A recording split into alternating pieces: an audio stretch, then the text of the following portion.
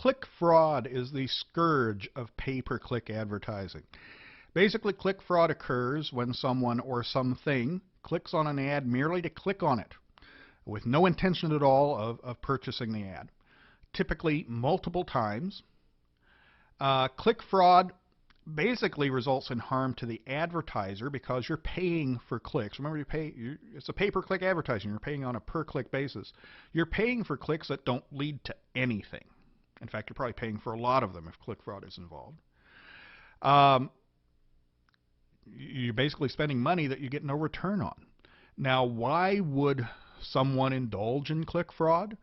A couple reasons. It could be a competitor who wants to harm you. I mean, if you're spending money needlessly on these useless clicks, that's money you can't spend usefully someplace else. A competitor could benefit from that. It could be someone who just doesn't like you and wants to cost you money, cause you harm. Or it could be the owner of a website where your ad appears. Now remember, with the AdSense program, the website owner earns money every time an ad is clicked. Well, if nobody is legitimately clicking on an ad, why not click on it yourself and generate some income? And a couple pennies here, a couple pennies there. Well, let's click on it a dozen times, 100 times, 1,000 times, 10,000 times and generate revenue.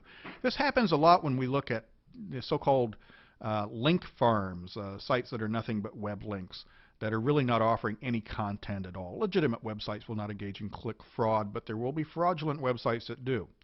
And this click fraud can be done by individuals, although it's awful hard to click to generate a lot of revenue. It can be done by automated by scripts and computer software. It can be a small scale deal. It can be a large organized crime scale deal. But it can hurt you.